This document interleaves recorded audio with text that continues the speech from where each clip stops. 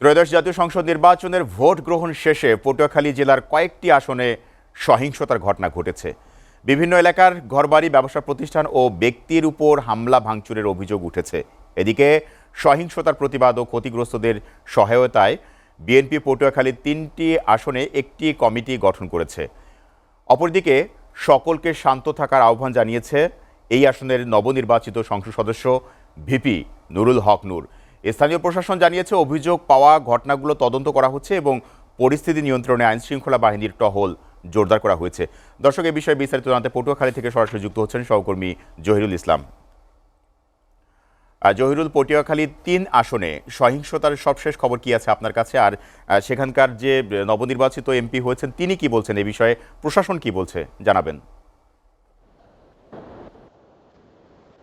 সোহেল, জাতীয় সংসদ নির্বাচনের ভোট গ্রহণের শুরু থেকে গতকাল পর্যন্ত আমরা যে তথ্যটি পেয়েছি তাতে পটুয়াখালীতে 53 জনের মতো আহত হয়ে বিভিন্ন হাসপাতালে চিকিৎসাধীন রয়েছেন বা কেউ কেউ চিকিৎসা নিয়ে বাড়ি ফিরেছেন। কিন্তু ভোটের পরে আমরা পটুয়াখালী ২ এবং পটুয়াখালী ৩ আসনে কিছু জায়গায় সহিংসতার খবর পেয়েছিলাম।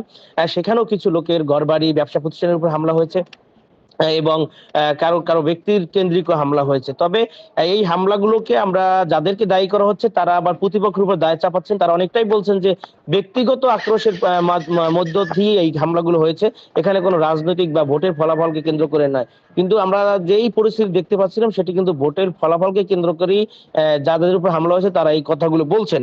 আমি এখন সদর হাসপাতালে রয়েছি, এখানেও কেউ কেউ চিকিৎসা নিচ্ছিলেন পটুয়াখালী জেলায়।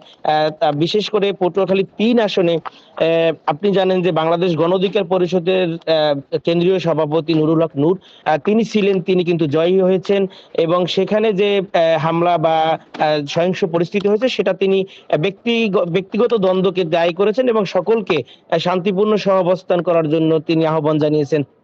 পাশাপাশি পটুয়াখালীর যে আরো ৩টি আসন রয়েছে সবগুলো আসনেই কিন্তু বাংলাদেশের বড় বড় রাজনৈতিক দলের কেন্দ্রীয় নেতারা জয়লাভ করেছেন। তার মধ্যে পটুয়াখালী ১ আসনে রয়েছেন সাবেক স্বরাষ্ট্রমন্ত্রী এবং বাণিজ্য মন্ত্রী, কেন্দ্রীয় বিএনপির ভাইস চেয়ারম্যান আলতাফ হোসেন চৌধুরী। পটুয়াখালী ২ আসনে রয়েছেন জামায়াতে ইসলামী ঢাকা মহানগরীর সেক্রেটারি এবং জামাতের কেন্দ্রীয় শুরা সদস্য ডাক্তার মাসুদ শফিকুল ইসলাম মাসুদ। এছাড়া পটুয়াখালী ৩-এ রয়েছেন নুরুল হক নূর, পটুয়াখালী ৪-এ রয়েছেন বিএনপির কেন্দ্রীয় প্রশিক্ষণ বিষয়ক সম্পাদক মোশাররফ হোসেন। তাদের এই যে সহিংস পরিস্থিতি তার মধ্যে কিন্তু পটুয়াখালীতে আরো একটি বিষয় আপনার আশাহত হয়েছে, আশা জাগিয়েছে মানুষের মধ্যে। তারা এখন কোন নেতা মন্ত্রিত্ব পাবে সে নিয়ে কিন্তু আন্দোলন সংগ্রাম ইতিমধ্যে শুরু হয়ে গেছে।